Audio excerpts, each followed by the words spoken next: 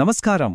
ఈరోజు మనం ఒక ఆసక్తికరమైన రియల్ ఎస్టేట్ ప్రాజెక్ట్ బ్లూ ప్రింట్ను డీకోడ్ చేయబోతున్నాం. అదే ఈ ఎయిర్పోర్ట్ సిటీ.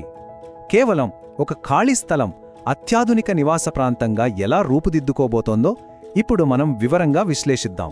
పదండి, మొదలు పెడదాం. ముందుగా లొకేషన్ విషయానికి వస్తే ఈ మాస్టర్ లేఅవుట్ విజయనగరం జిల్లా దెంకాడ మండలంలోని గునుపూరు గ్రామంలో ఉంది. ఇక్కడ ప్లాట్లు, రోడ్లు ఎంత పకడ్బందీగా ఒక పద్ధతి ప్రకారం డిజైన్ చేశారో ఇక్కడే మనకు స్పష్టంగా అర్థమైపోతుంది కదూ. ఇక ఏ రియల్ ఎస్టేట్ ప్రాజెక్టులోనైనా మనం చూడాల్సిన అత్యంత కీలకమైన అంశం దాని చట్టబద్ధత మరియు విశ్వసనీయత. ఈ లేఅవుట్ను డెవలప్ చేస్తోంది గృహ నిర్మాణ్ ప్రాజెక్ట్స్ వారు. ఇన్వెస్ట్ చేసే ముందు ఎవరైనా ఆరా తీసే మొదటి విషయం అప్రూవల్స్ కదా. వీరికి ఏపీ రెరా రిజిస్ట్రేషన్ ఉంది.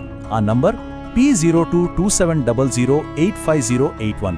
అంతేకాదు VMRDA మరియు DPMS అప్రూవల్స్ కూడా పక్కాగా ఉన్నాయి. ఇవన్నీ ఈ ప్రాజెక్టు భద్రతకు, ప్రభుత్వ నిబంధనల పాటింపుకు చాలా గట్టి ఆధారాలు అని చెప్పొచ్చు.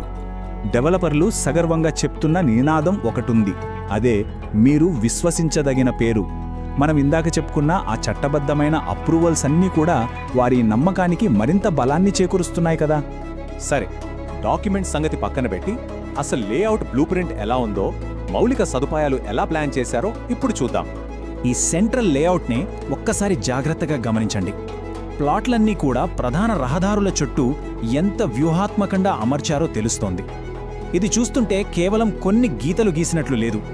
భవిష్యత్తులో ఇక్కడ నివసించే వారి రాకపోకలు ఎంత సులభంగా ఉంటాయో చెప్పే ఒక అద్భుతమైన ప్రణాళికలా కనిపిస్తోంది.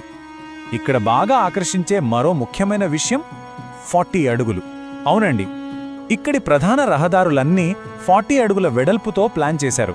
అంటే అర్థం చేసుకోండి, భవిష్యత్తులో ఇక్కడ ట్రాఫిక్ ఇబ్బందులు కానీ, ఇరుకు రోడ్ల సమస్య కానీ అస్సలుండవు. ఇది నిజంగా డెవలపర్ల దూరదృష్టికి నిదర్శనం. మంచి నివాస ప్రాంతమంటే కేవలం కాంక్రీట్ ఇళ్ళు, రోడ్లు మాత్రమే కాదు.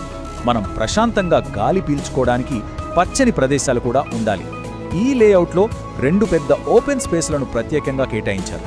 ఒకటి సుమారు 0.86 సెంట్లుంటే మరొకటి 0.34 సెంట్లు ఉంది. అంటే ఇళ్లకు, ఓపెన్ స్పేస్కు మధ్య ఎంత చక్కటి బ్యాలెన్స్ మెయింటైన్ చేస్తున్నారో ఈ కొలతలే చెప్తున్నాయి. మరి రోడ్లు, పార్కులు చూశాం. ఇక ఆధునిక జీవనశైలికి తగ్గట్టుగా కమ్యూనిటీలో ఎలాంటి సదుపాయాలు ఉండబోతున్నాయో తెలుసుకుందాం. ఇక్కడ ప్లాట్లు కొనుక్కునే వారికి కేవలం స్థలం మాత్రమే కాదు, అద్భుతమైన వినోద, విశ్రాంతి సౌకర్యాలను కూడా ముందే ప్లాన్ చేసి పెట్టారు. ఒక రకంగా చెప్పాలంటే ఇదొక కంప్లీట్ లైఫ్ స్టైల్ ప్యాకేజ్ అనొచ్చు. వీరు ప్లాన్ చేసిన సదుపాయాల లిస్ట్ చూస్తే భలే ఆసక్తికరంగా ఉంటుంది. బంధువులు వస్తే ఉండటానికి అందమైన అతిథి గృహం, రిలాక్స్ అవ్వడానికి స్విమ్మింగ్ పూల్, ఫిట్నెస్ కోసం జాగింగ్ ట్రాక్ ఉన్నాయి. ఇక పిల్లల కోసం స్పెషల్ ప్లే ఏరియా, స్పోర్ట్స్ ఇష్టపడేవారికి బాక్స్ క్రికెట్, ఇంకా షటిల్ కోర్ట్ కూడా ఉన్నాయి. ఏ వయస్సు వారికైనా సరే ఇక్కడ బోర్ కొట్టే ప్రసక్తే లేదన్నమాట. ఇక ఫైనల్గా అసలు ప్లాట్ల వివరాలు, వాటి కొలతలు ఎలా ఉన్నాయో చూద్దాం. ఈ మాస్టర్ ప్లాన్ మొత్తాన్ని ఖచ్చితంగా 110 ప్లాటులుగా విభజించారు. ఎక్కడా స్థలం వృధా కాకుండా ప్రతి ప్లాట్ను చాలా పకడ్బందీగా, ఆప్టిమల్గా డిజైన్ చేసిన తీరు ఇందులో మనకు స్పష్టంగా కనిపిస్తుంది. ఇక్కడ ప్లాట్ల సైజుల్లో కూడా మంచి వెరైటీ ఉంది. ఉదాహరణకు మధ్యలో ఉన్న 61 నుంచి 68 వరకున్న ప్లాట్లు కరెక్ట్గా 200 గజాల విస్తీర్ణంతో ఉన్నాయి. అదే 110 లేదా 110 లాంటి కార్నర్ ప్లాట్లు చూస్తే అవి ఏకంగా 300కు పైగా విస్తీర్ణంతో మరింత స్పేస్ను అందిస్తున్నాయి.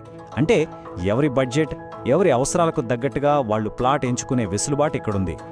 మీకు తెలుసా, ఈ మొత్తం ప్రాజెక్టు విస్తీర్ణం అక్షరాల 27,625కు పైమాటే. ఈ నంబర్ వింటుంటేనే అర్థమవుతోంది కదా ఇదెంత భారీ ప్రాజెక్టో. కేవలమో చిన్న లేఅవుట్ కాదు, ఒక మినీ సిటీనే నిర్మిస్తున్నారని ఈ సంఖ్య మనకు స్పష్టం చేస్తోంది. ఇంత భారీ ప్రాజెక్ట్ చట్టబద్ధతకు సంబంధించి ఇంకో ముఖ్యం విషయం సర్వే నంబర్లు.